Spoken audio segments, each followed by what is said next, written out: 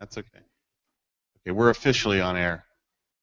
Yeah, welcome to the metrics meeting, where we make the world a better place in 5, 10, and or 15-minute increments of time. Let me get to my clicker. I'm your host today, Trevor Pascal. So we have some interesting people talking about interesting things today. I have full trust that it is. We also welcome some new people. Some new hires here. Yay! Welcome to the foundation. And actually, like 3 of these are local, so bump into them and say hello. And also some contractors, which is great. And some anniversaries. Asaf has been here for 5 years, as well as Lisa. Pao, Dan, and the other Dan. How many Dans are on this board? Ellie, yeah, Ron, Yuri, Adam. You can read. Raise your hand if you can't read this list and you need me to read. That's cool. All right, we got that sorted. 5 years is a long time, Asaf. We've been putting up with you gladly. So without further ado, I pass it off to Alex.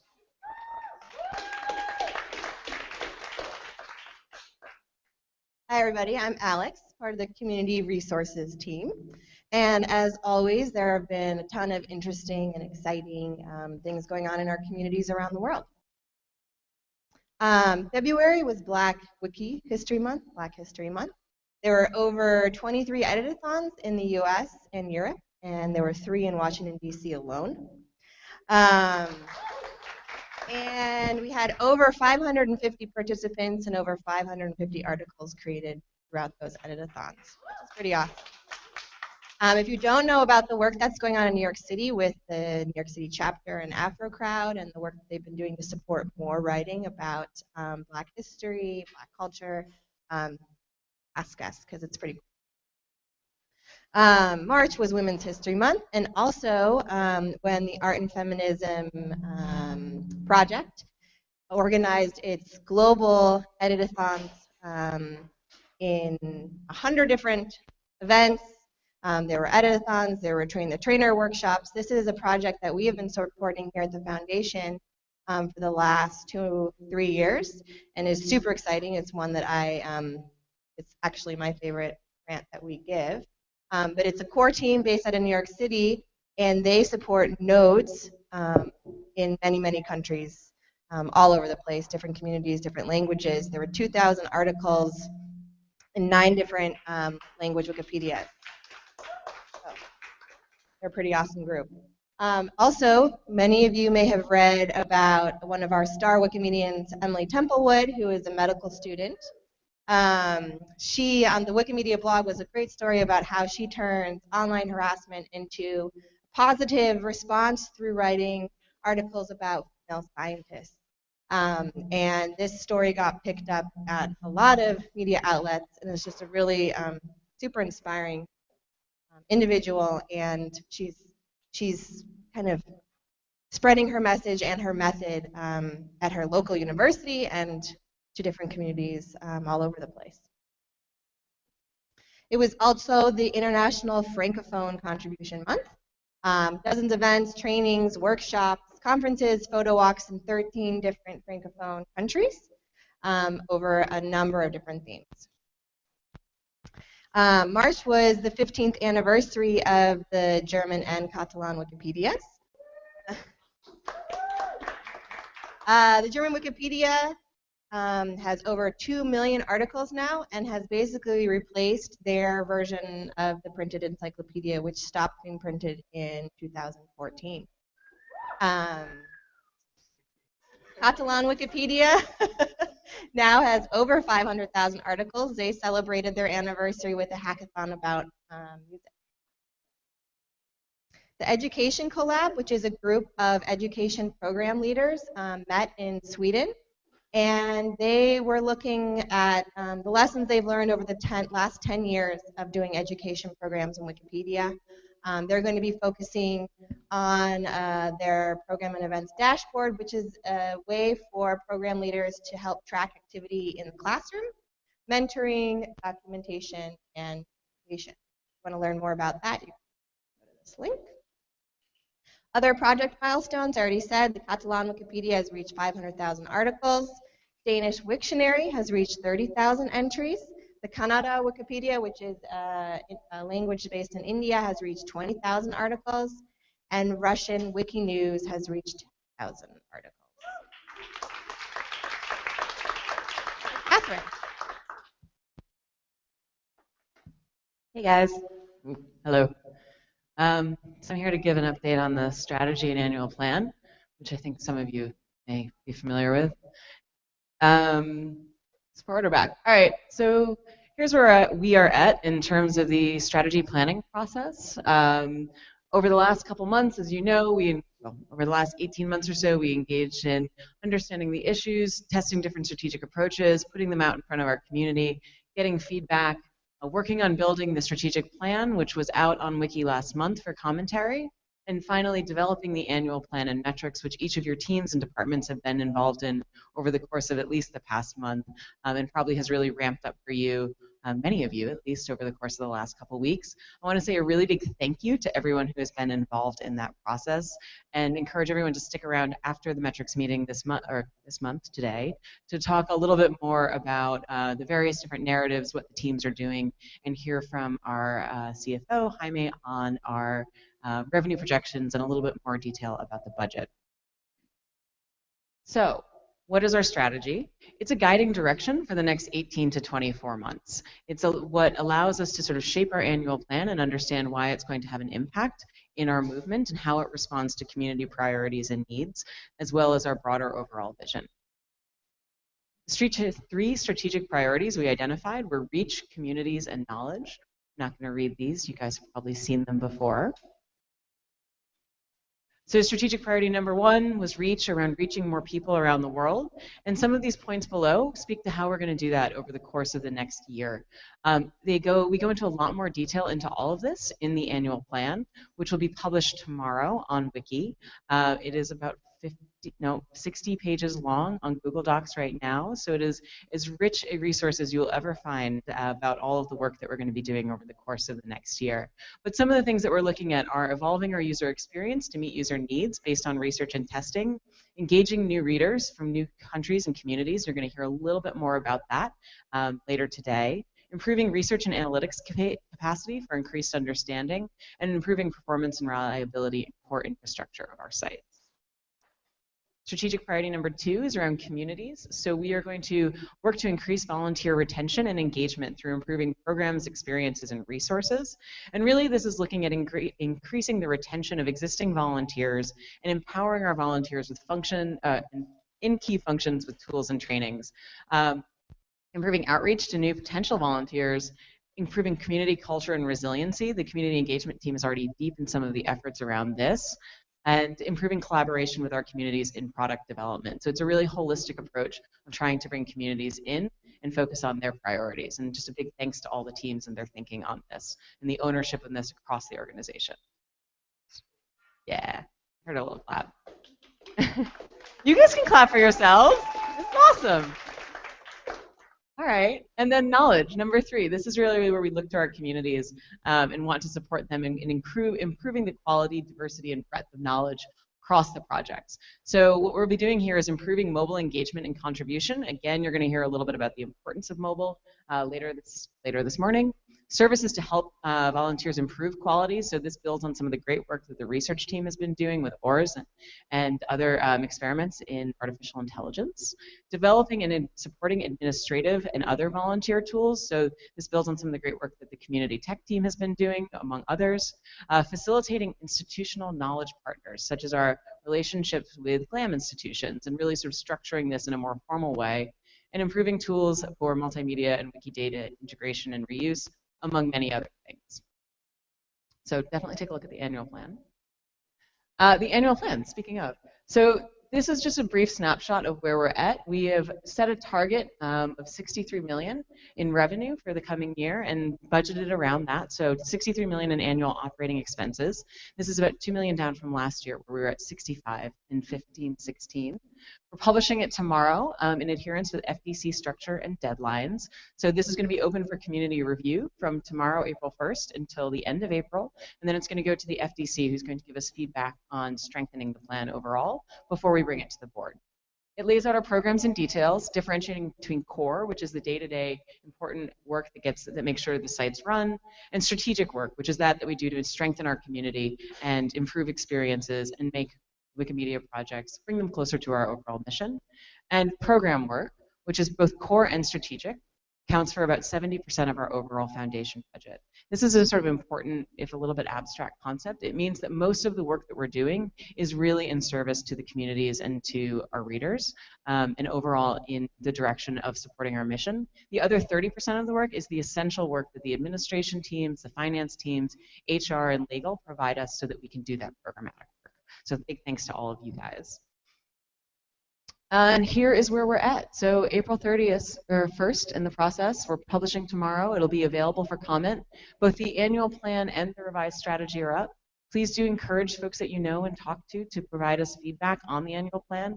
It's what's going to make it stronger, and it's what's going to create more buy-in and support as we go through actually deploying some of those programs over the course of the next year. And then you can see FDC deliberations in May.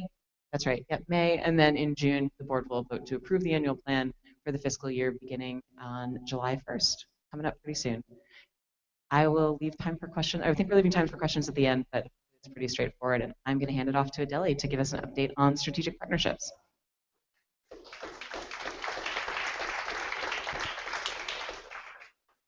Hi everyone, good morning. I am Adele, and I am here today, this one, to introduce you to a new team, and that's the Global Reach team.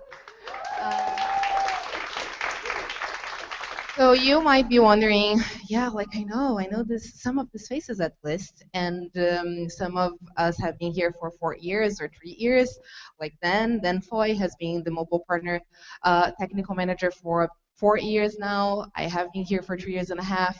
Smriti Gupta is based out in India and has been managing our partnerships for all Asia and Eastern Europe. Jorge Vargas is based here now, but he's Colombian, and he's our regional manager for Latin America. And our newest member, Jack Rabat, that you probably are getting to meet now. He's pretty new, and he is backfilling my former role as the regional manager for Middle East and Africa. And you were like, yeah, I know these guys, and they were the Zero team, right? Yeah, that's how we were formerly known, and we all know here that Wikipedia Zero is our more mature program in the Global South, but we are broadening the scope of our work. So I'm gonna talk more about how we came to the Global Reach name and why we are broadening the scope. And from, I think, 3 years and a half working in the new readers territories, we have learned a lot. We've talked to a lot of people, and we came to talk to them and learn that we need to improve our awareness, right? There was lack of awareness. We also need to reach out to marginalized voices, like more women and more diversity in ethnicity and race and LGBT and all the voices, and then we need to just improve the way people are coming to read and edit our sites. And we were bringing that to the foundation, and people are coming back to us with questions and asking about data. So where is the data to prove that there is actually lack of awareness? Where is the data that people are facing all these barriers for cost to access our content? And it was hard for us to make the case, right? And then we decided, okay, let's work on data. And now we have been surveying people in these countries, in the countries where we have Wikipedia Zero partnerships, or countries that we don't have, but we would like to increase our presence, like Mexico. And we're talking to people that are not online, and we're not reaching them through to the internet or to our wikis. We're calling them using their mobile phones, feature phones or smartphones, whatever phones they have, and we're asking questions about, have you heard of Wikipedia before this call? And not to our team's surprise, but some of you might be surprised that almost 80% in Ghana, they have never heard of Wikipedia before. And in Mexico, it's a little bit better, right? Like we can see that 55% have heard of it before, but we see that in countries, we are going to survey more people in Africa. The next one is Nigeria, but it's a really high number of people that have not heard about us. And then when we talk to them about feature phones and smartphone usage to gather information, do they access the internet, then we can also see that there's a lot of feature phones is still in this market.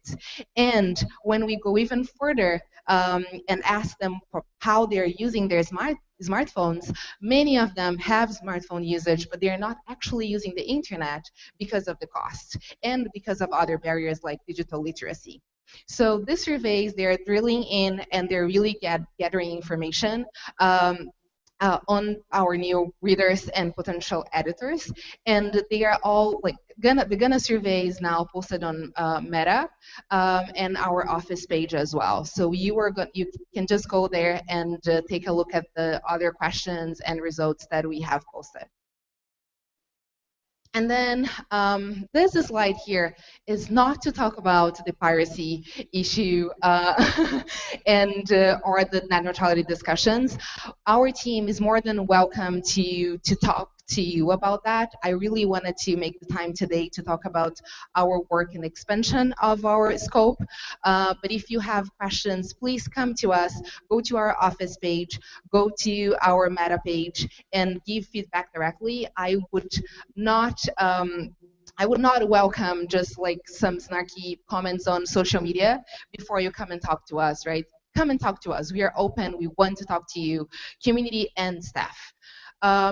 But through Wikipedia Zero, we have learned a lot, and we have learned that the challenges that we are up to are so complex that one tool is not going to cut it, right? Wikipedia Zero, it's not the solution to all the barriers that we see in the markets that we are working, and we need more tools.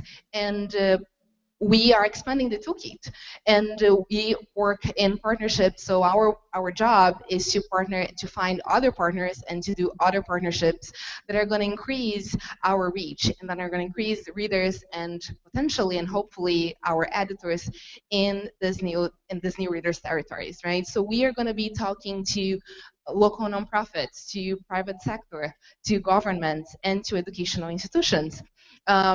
On this last one, we are going to be tagging team. We already are, but more officially with the education program too. So we are already working together in these regions with them, and we want to just really reinforce our work there.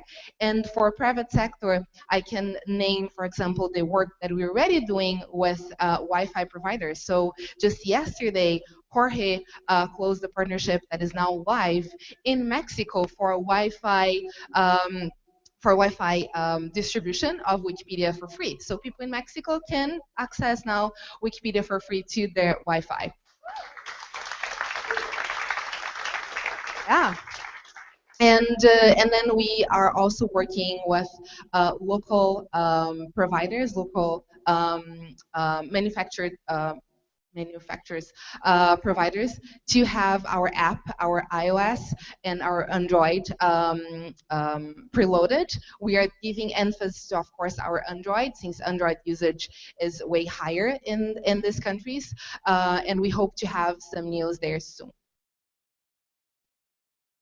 So next steps for us, we are going to share more broadly the results of our phone surveys in Ghana and Mexico, and pretty soon we're going to have the surveys being run in Nigeria. So we are going to meet hopefully with all of you or some of you to release the results and then discuss the results in a brown bag. As I said, we have our meta page now, an office page. You can just go and look for global reach. It's there, and please give feedback. And then we have also been increasing this new global reach team, increasing our office participation, or wiki participation, sorry, and also increasing our cross-functional work. So we are working closely now with communications, with research, with reading, and you're going to read, you're going to listen and hear way more about that. But we have a cross-functional work being done with focus on the readership. And that's how I'm going to handle that to Anne.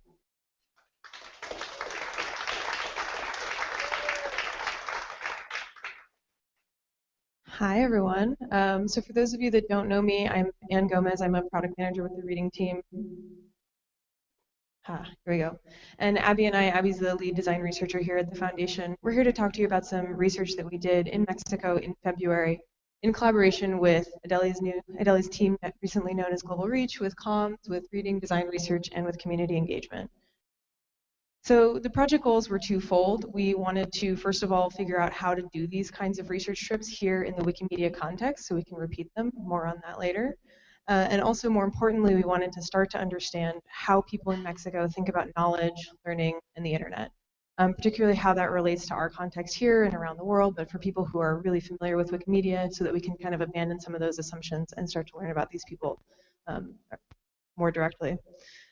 So we were particularly interested in digging at how people think about learning both online and offline, what kinds of devices they use, platforms, do they like web versus mobile apps, how much internet access do they have, are they constantly online the way we all are here, checking their phones all the time, are they on Wi-Fi, what, if anything, do they know about Wikipedia and sister projects? So in order to do this, oh, you can't see my map. There's a map of Mexico there, guys. Imagine it. So what we did, there were a team of 6 of us. It was me, Abby, Daisy, Joaquin, Shira, and Jorge, diverse variety of skill sets. We went to Mexico for 2 weeks. We landed in Mexico City, which, as you guys probably know, is an enormous city. We then went to Puebla, a smaller city, and then north into Tlaxcala, which is a state that's more rural, more agriculturally driven, with smaller communities in general. We asked a set of questions. It was about 50 questions, took between an hour to 2 hours. We met with 15 recruited participants who don't really know a lot about what we do. We met with them in their home so we could hear about their context and see their devices, see how they use things on the day-to-day. These people were a mix of men and women, a mix of people who were working, who were in school. Many of them had really consistent internet access like most of us are used to. Some didn't. Some had intermittent or barely got online at all. And their ages ranged from 17 to 41 years old. We also met with a number of subject area experts. So Doc James was awesome and introduced us to people, local community members in Mexico. Lee Thelmadaughter and Nancy Gertrudis were really helpful. And we talked to people about areas that they're really familiar with, particularly around some use cases that we might be able to explore. Medicine, education, and also communities that are just getting internet access right now. So then you guys in the office have probably seen this if you've been on the 3rd floor in the last while. It looks crazy. So after each of the interviews, we took our observations onto these Post-its and gathered them and put them from each interview onto a bigger piece of paper. And then from that, we're able to look across those and try to find patterns and extract those observations into findings. Those are these purple Post-its here, which is what Abby's going to talk about right now. Thanks, Anne. So, oh, I need the clicker too. Okay, so I'm going to talk about some of the things, the observations we had, some of the patterns that we saw. Thank you, Pravina, in these interviews. So for internet and technology use, most of the people we spoke with have multiple devices. All 13 of the 15 have smartphones, and 2 of them have feature phones. Many people rely on Wi-Fi for downloading, Wi-Fi at home for downloading content. The cellular networks aren't as reliable, and nor as Wi-Fi in public places or at school or somewhere like that. Also, many people have laptops also, but they don't leave home. People don't necessarily, at least the people we spoke with, don't take their laptops out in the world. And what else? Oh, also, everyone who had a smartphone uses WhatsApp a lot and also Facebook a lot. And everyone, most of the people talked about using YouTube to learn how to do something. So YouTube came up a lot in our conversations. In this picture, you can see people at an internet cafe, and as we were walking around the places we visited, we saw a bunch of internet cafes, but most of the people we spoke with hadn't really used them that much. So about trust of content, it was interesting to see how people came to trust the content they were looking for online. People will look for something and read it from one source, and then if they see it several places, they come to trust it. They think, okay, I trust that content. Most people said they don't trust the major media. One of the participants we spoke with said, I get my news only from my friends because they know it and I trust them. Also, a bunch of people described that they get news from Facebook. And so this is curious to us. We'd like to understand what that means better. We can do some follow-up conversations with people. Is it because people trust the people who they know on Facebook, and then they trust the content that those people are sharing? One person also mentioned that if there's a whole bunch of likes on a post, they might trust it. So this is something we're curious about, might want to dive into a little bit more about. Okay, next. So 6 of the 15 people we spoke with were either in higher education or in trade school or high school, and we also spoke with 24 students who are in med school. These are some of those students here. So all of the teachers, or almost all of the people who are students, said that their teachers had advised them, don't use Wikipedia for school. But all of the students do use Wikipedia for their schooling. And it was interesting to kind of note that people in higher education, they had a different concern than the students who were in high school and trade school. So in high school and trade school, the teachers had repeatedly seen copy-paste plagiarism, so they're telling their students, don't do that. But the students use it to learn a definition or get a high-level idea of a topic or a word or something. But in higher education, the concern was a little different. People use it the same way to get a definition or to have a high-level understanding of some topic. But then when you get deeper, like if it's a scientific principle, they're not necessarily trusting the deeper content about how you apply that scientific principle or something like that. So there's a little bit of trust in the deeper content for the, different concerns about trust for different students. So we also learned about people's mental model of Wikipedia and how articles are written. We asked in our interviews how are Wikipedia articles written. People, as you can see, 7 of the participants thought that experts write the articles. Other people thought that there was a process to vet the content before it's put on Wikipedia.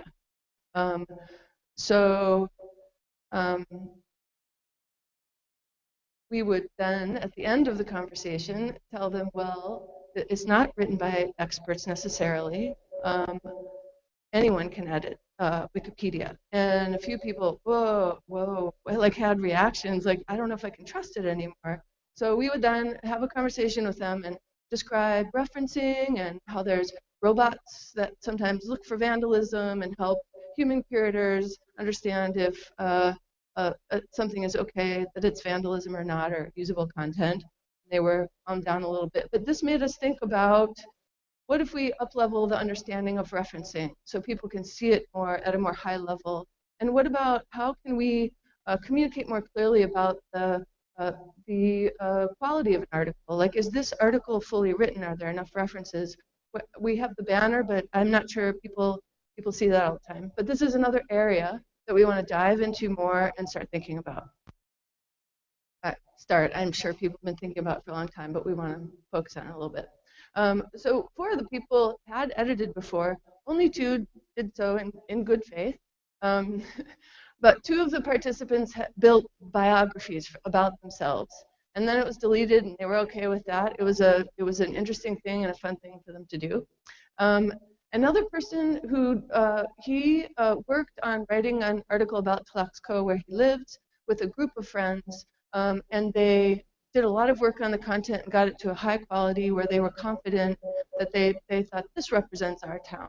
And so then they moved on, and they haven't edited, or at least he had not edited before again, but he was happy with the work he did. One other participant edited the Transformers article when he was a kid. On lockdown, no, I noticed, but I think he did it in Spanish. So also, finding content online, as we all know, Google is a gateway to Wikipedia a lot of the times.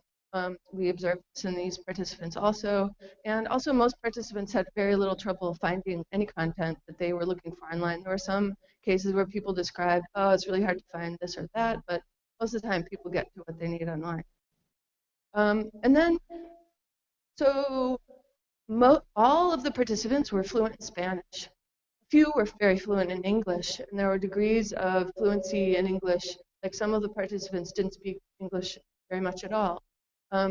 So we observed that when people described how they would search for something in Spanish, and then they would maybe not find the content they were looking for. Maybe they didn't find a way to define what they were looking for. And then if they didn't find it in Spanish, then if they're fluent in English, they would put the English word in the search bar and search for it, and then maybe find that content. But if they weren't fluent in English, or they didn't know the English word for that Spanish search that they're looking for, they would employ Google Translate, then translate it into English and search. And then they would find stuff in English. If they are fluent, that's fine, they're reading it. But if not, they're gonna, again, employ Google Translate, click to that link that's in English and use Google Translate to understand that content, either quick word or 2 or a paragraph. So this area is really interesting where it's sparking our interests, and I think other people are interested in it too, about how can we support multilingual people, or frankly anybody looking for content from one wiki to another, even if it's not the language that they necessarily speak. How can we offer the content in a language that people can understand? All wikis are not the same, as we all know. Like English wiki has a set of content, Spanish wiki has a set of content. They're not always, they're not the same content. There's big variation in the content. Okay, so I'm saving content for later. So people, like I said earlier, many times are reliant on downloading data and heavy data downloads with their Wi-Fi at home. Part of the reason is they don't want to go over their data limits. Part of the reason is that it's not really reliable at school or in the public square where there's free Wi-Fi to get big downloads. So even students had described downloading whole books to be able to read it later and not have to pay too much. So this is also an area that we're interested in, like offline access. One of the participants had the Wikipedia app, but then he deleted it because it wasn't offline. So is that before it was offline available? Was he not able to understand that save for later is offline? We need to understand that. And also he had downloaded some of the other offline wiki apps, but then deleted them because he didn't like them. So anyway, this area is also a really interesting and potentially fruitful area for us to support people in getting content available offline. I'm going to pass it back to Anne. All right, so Abby mentioned a number of these areas that we're interested in potentially focusing on, both for more research and potential opportunities for comms, for partnerships, and for product to explore in trying to serve our readers better. The reading team is already working ahead, some on load speed, size of content with performance improvements, also on the language issue with raising the visibility of the language switcher on mobile web. But there's a lot more that Abby mentioned that we can start to explore. These are just some of our ideas, and you can see all of them on the wiki that we're building out.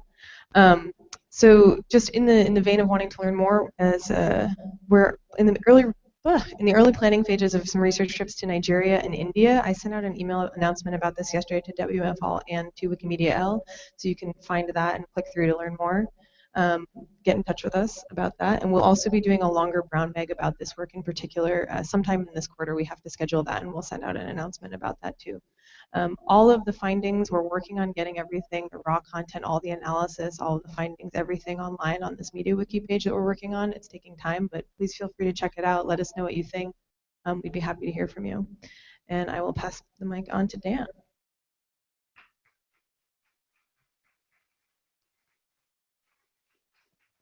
Thanks. So I'm here to talk about metrics. So a little bit of an update from Discovery. On the 10th of March, we pushed changes to wikipedia.org, the portal site, launched new search interface improvements. So you're seeing that here. Previously, if you typed in a search query, you just got a list of article titles, nothing else, just text.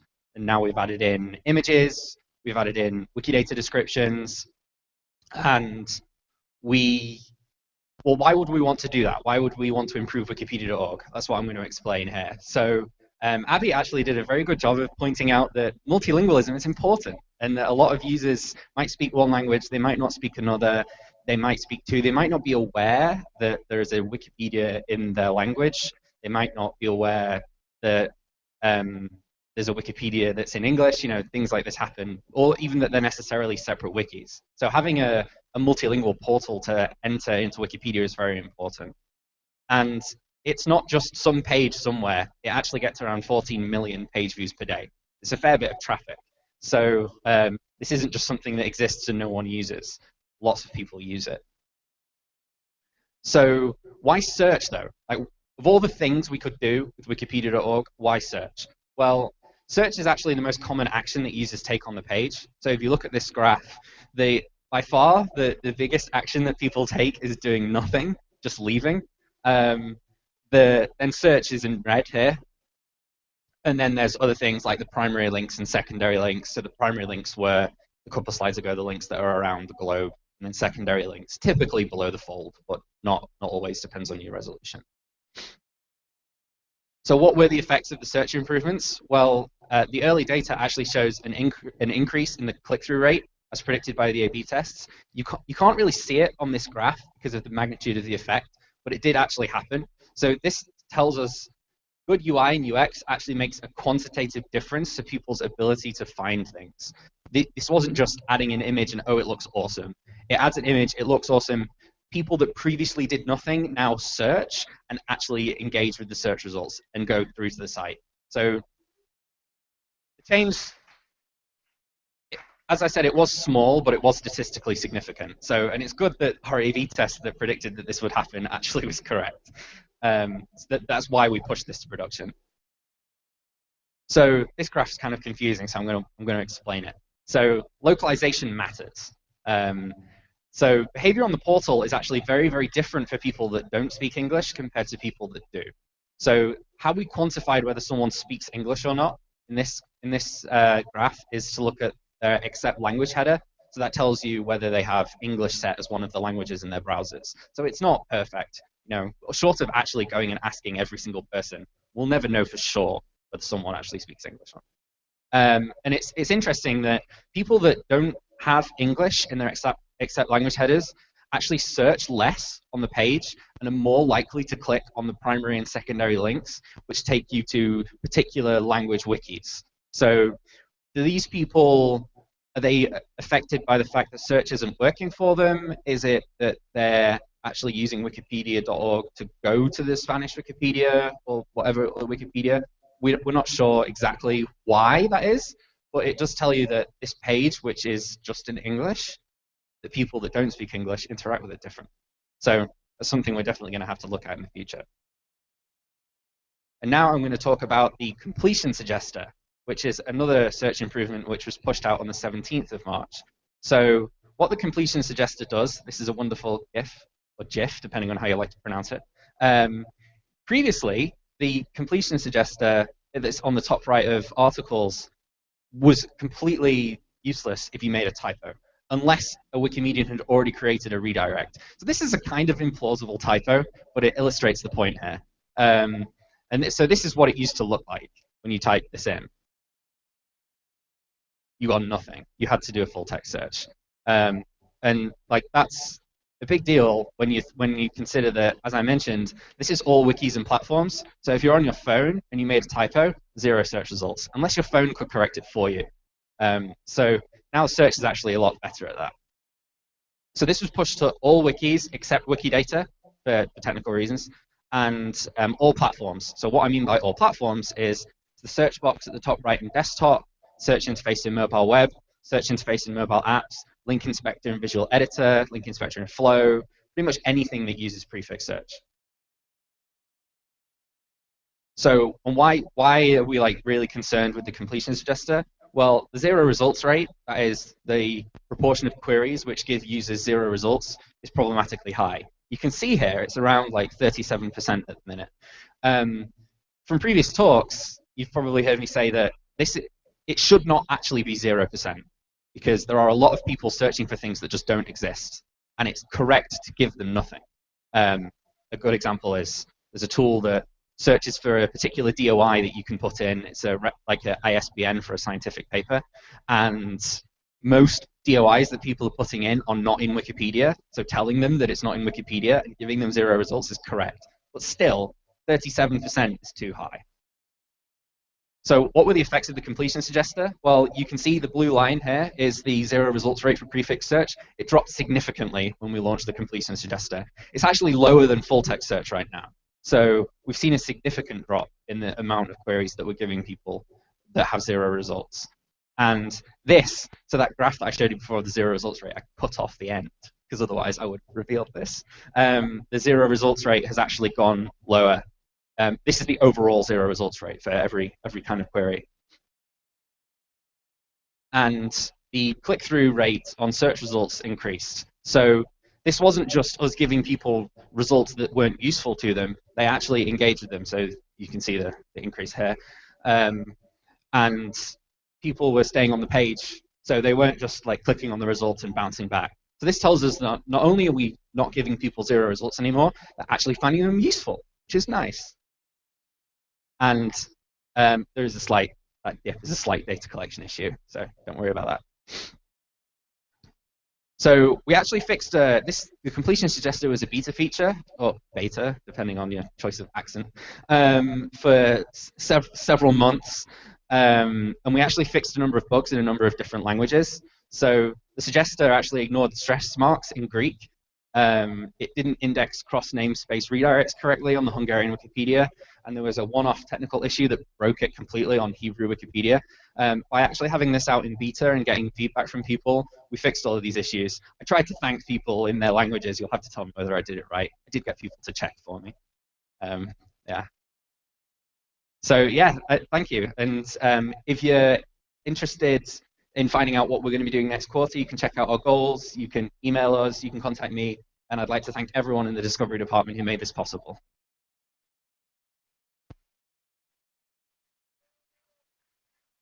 And one of the people that made it possible includes Thomas, who will be speaking to you next. Do you need the clicker? No? Okay.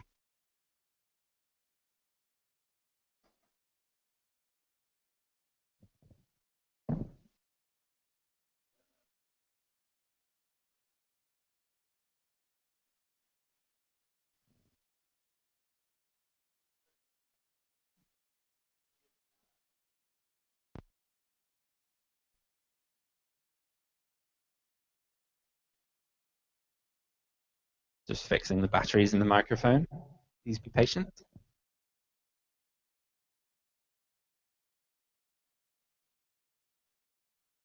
We're live? Excellent. Thank you so much, Brendan. All right.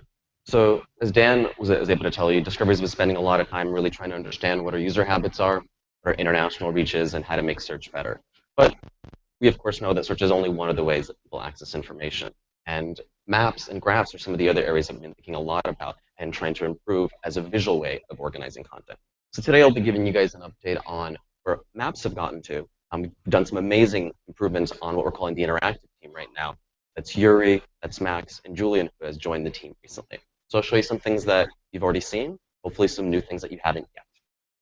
So we're starting on MediaWiki.org on the Help Extension Cartographer page. Cartographer is the MediaWiki extension that gives you access to two really interesting tags that you can use on the wiki right now. The map frame tag and the map link tag. I'll be going through both of those. So let's start with the map frame tag and the getting started section. So taking the chunk of wiki text, and I'm editing on my user page here. And of course, I'm going to be doing all of this live, so let's see what explodes and doesn't work. I love live demos. Who knows what will go wrong? So added that little bit of wiki text. If everything goes well, you should see a map show up on the right side. We did. Great. I can interact with the map. I can zoom in. I can zoom out. I can pan. You can see our tile sets from our OSM dataset loading really quickly and looking beautifully. But let's say I don't want to use wiki text. Let's say I've been using the visual editor and I want to go in that modality and think about can I do the same things. So pick a point here. I'll insert it up here. And you click on Insert, you go down to More, you'll see that in partnership with our friends on the editing team, we've been able to integrate visual editor maps as well. So let's say I want to insert a map, my home country of Poland. Let's say I'm feeling especially national pride and want to make it a little bigger. You'll see that as I update the values, everything is changing dynamically. I hit Insert, I hit Save, everything goes right. It's there. You can see the new VE map. You can see the wiki text map. We have to give many thanks to the editing team, and especially Ed on that team who worked with Yuri to get this collaboration to happen. First, interact it, and now, just a little bit of visual polish, you can also see a nice, beautiful, large map where our tile sets are showcased. Everything works just as before. So that's the map link tab. Now, let's take a look at the map frame, where we start to be able to put on individual points. Let's start actually working with the map.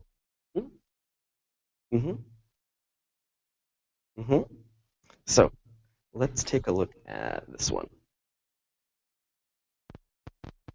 Yeah, it is Max correctly pointed out, map frame. I'll get to map link at the end.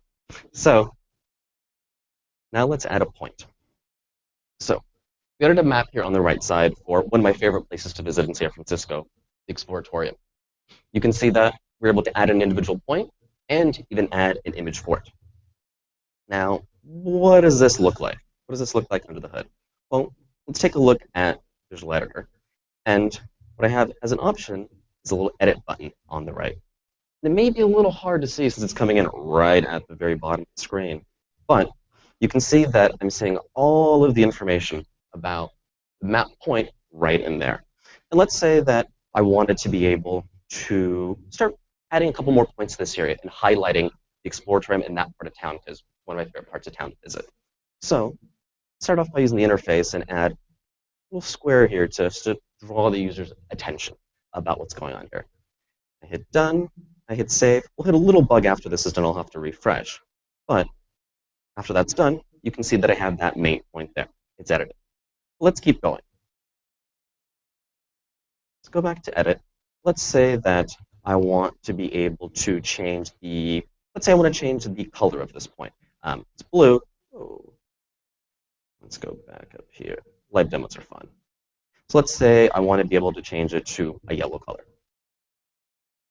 I type right within the editor, our icon gets updated. Let's say that I wanted to make it a little smaller, give it a little less prominence. I can type that in, and let me fix that. And it changes right within size. I hit Done, hit Save, refresh, everything's working just as it should. But let's say I'm taking a trip to the Exploratorium, where I'm really highlighting that area, and I want to be able to identify a parking space, right? Let's say that we're driving to that area. You can, of course, use public transit, but let's say we wanted to highlight that area a little bit better. So what I can do is I can select a point. Let's say there's a parking spot there. I'm sure there isn't. Don't trust me with that at all. So I get a point, and if I scroll within the editor, you can see that I have all of the data for it here. But I don't have any information about it. I haven't set a color for it. So let's start adding some of that. Selections are tough sometimes. So let's go ahead and add a marker dash symbol. Let's put that in quotes. Want to make sure that we form valid JSON here. Let's call this parking. You can see there's a little P that dropped in. Let's keep going. Let's say that we want to add a marker. Let's set a size there.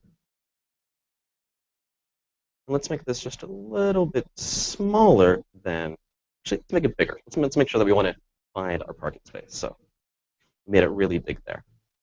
And let's add a marker color as well. And we'll make this one, let's just make this one, just make it a big one there. And I can hit done. I can hit save. We'll refresh after. And you can see that all the points are there and still interact with the map. And it's really, really easy to do. Last bit, let's say you're working on a wiki page and you really like the idea of this map, showing you everything that you need, but it just takes up a lot of space. And you want to be able to make it just a little bit smaller, have it a little less prominence, but still not lose the effect. So what you can do is you can take the map frame tag and change it into a map link. We change that. And we change it down here. We hit save. If everything has worked out well, we should get a set of geo-coordinates that are showcased right on the map. You've seen Wikipedia pages at the top right have something very similar. We're looking for that same experience here. You click on it, and you have a beautiful full-screen map that has all of the data that you've added previously. These are some of the early features that we're adding at the request of our users. There's still so much more that we could do. Some of these are rough around the edges, so we would love for you to keep playing with this, giving us feedback, and we look forward to finding more ways of our users visually browsing a lot of our content. Thank you.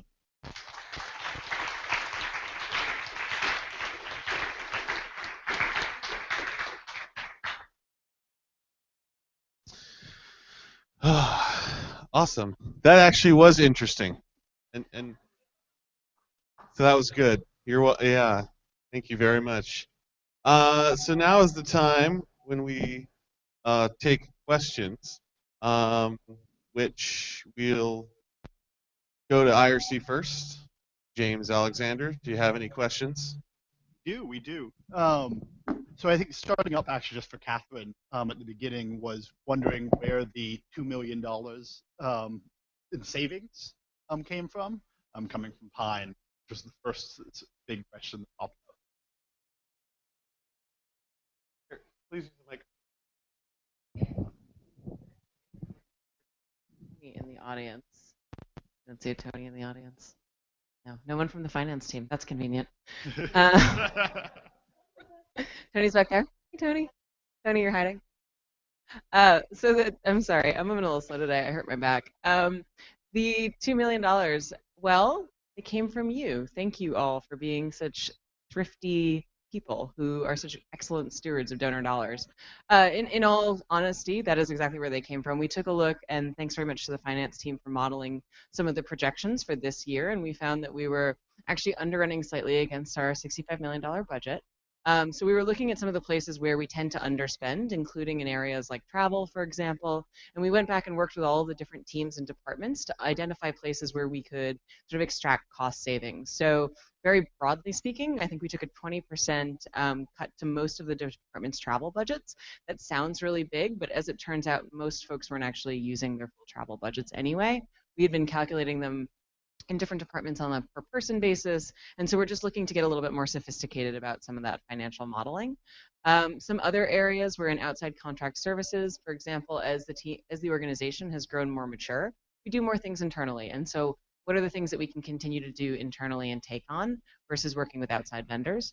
There are lots of different other areas, and I just want to say a huge thank you to all the different departments and teams for their collaboration on this.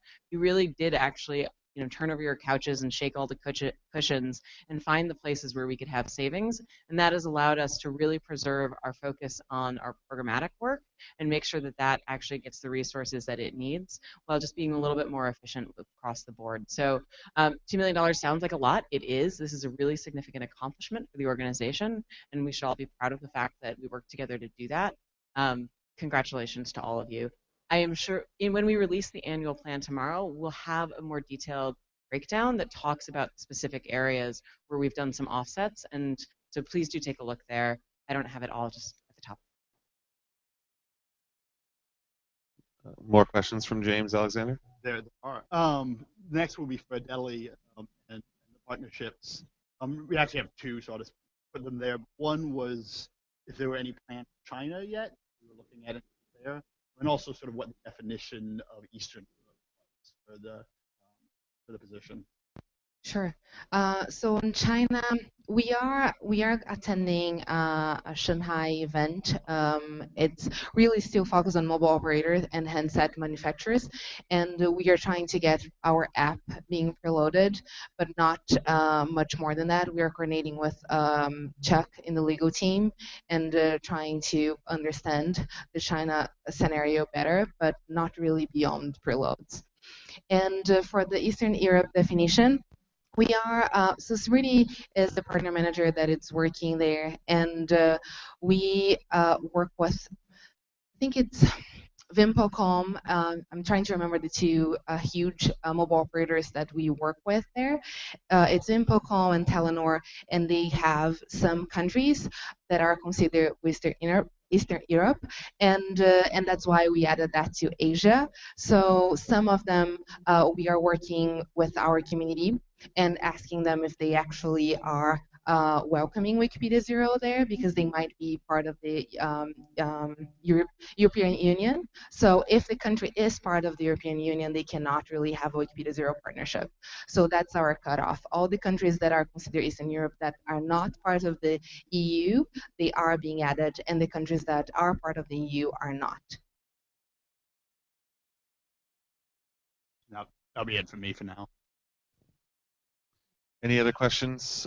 Come to the mic. Oh, boys. Hey, I have a question. I don't know who should answer this, but maybe like Adele or Anne or Abby. It's about the research that you guys did, and I was wondering if we have any plans to run any advertisement, like ads in like emerging countries to kind of tell about what Wikipedia is, because I feel like there's some very common misconceptions about Wikipedia, especially in those countries. I think advertising there should be a lot cheaper than running an ad in in the U.S. probably.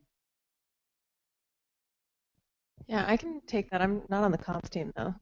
So we're doing some research. Like that's where we're at right now, is trying to learn if awareness is really the problem, and the surveys are helping with that, and we're getting a little bit more qualitative as well. It looks like Zach might be making his way up here to actually answer this. Yeah.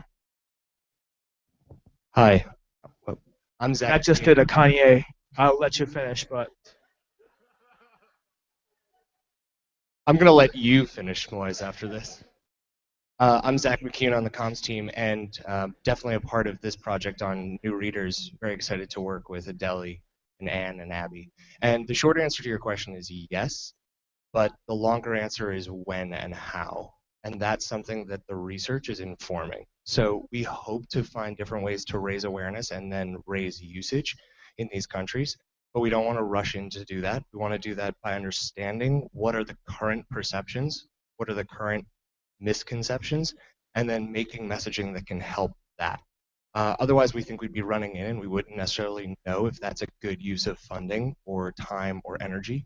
And we also definitely want to work with our communities to make sure that they can support what might happen in terms of an influx of editors or an influx of readers, so that this is really buttoned up from community to messaging to our partnerships and product teams. So that's what's going to happen. Mirza? Hey, hi. I had a question about annual planning, and one of the things that keeps floating on top, which is I'm really happy to see, is the user experience, and that's going to be the focus. So I just wanted to see if there were like any like basic plans or any course of direction for basically achieving one of the main goals that we have for this year. Yeah, I'm not sure I'm 100% the right person to answer that, because I think it's kind of on a team by team basis. I would be happy to someone wants to pull up the annual plan document. It was actually overloaded this morning with all the folks working on it. But yes, first strategic priority is around understanding our users better. And I think that is a combination of user research and some of the work that the research team is doing, both including the user research team, but also, I don't know if Dario's in the audience today, some of the work that the research team is doing more broadly. In order to understand some of the needs and priorities for the different types of users, and some of the work that the cross collaboration team is doing around how do we improve reach, for example, will include some of the product research and user research component. So yes is the answer. There are a lot of different. The way that the annual plan's broken out is, and I'm sorry, it really is like 60 pages, so I'm trying to remember all the different goals and objectives, but it's broken out by programs and then by objectives and then goals. And the programs speak at the very high level to, for example, user research or understanding from a testing perspective or doing quantitative or qualitative research. And then they set out objectives that are specific to either the product in question or the team in question, and then they get into goals, which are what are we actually trying to get? Oh, no worries. Then they get into goals, which is what are the things that we're actually trying to achieve and how are we going to measure for being successful? So apologies, I don't have it quite at the top of my head. I think there are folks who can speak to it in greater detail than me, but it will all be, it is actually mostly on Office Wiki now, and the document is open to the public, so I can share it over with you when we're done. Just to follow up on that, so I think there are two parts to user experiences. One is understanding what people actually want. The other one is improving the experience of products that we already have. And what I'm hearing right now is basically this is more on the research part, the understanding the user part, knowing what to build, those sort of things. I am happy to tell you it is actually both. So the research team, I was looking, and do you want to speak to this, Abby? Because I know it's part of your core work. Yeah. So we are gonna do a bunch of evaluative research too. Iterating with the designers and the design teams towards improving the functionality. So that like there's half of our work. I don't know if it's exactly half, but we're doing generative research where we're going out understanding needs and how to better improve the experience, what the experience is, and what some problems are, and then also when we all kind of evaluating concepts and evaluating functionality that we have already to improve the current experience. So for the design research team, we're going to do both of those kinds of research very collaboratively with the design team, all the product teams and the designers. And Abby, if I can just so just to pile on, but this is super important for the product teams, as you know. There's actually one of the strategic initiatives that came out of the community consultation was understanding our users, and so Abby and I have written some goals around that. It's in the product narrative, so definitely check that out on Office Wiki and make sure that you're down. Thanks. And I'm just going to make a plug. I know I mentioned it earlier, but this after metrics is over in about 2 minutes, everyone's going to be able to go get lunch like usual, but then the finance teams are facilitating, and actually thanks to Lynette and Toby and Trevor, facilitating some narrative sharing. So if you do have questions as to what's in the different teams and departments' narratives, this is a great opportunity to hang out and ask some of those questions and learn about what it is that all the different departments are going to be doing. So might be able to get into more specifics in that venue. More questions? I'll just add, yep, we're about at time here, but all of the narratives are also available on Office Wiki to read. So if you want to do that async, it's also available for you. And that's it. Everybody, thank you guys for coming and enjoy lunch.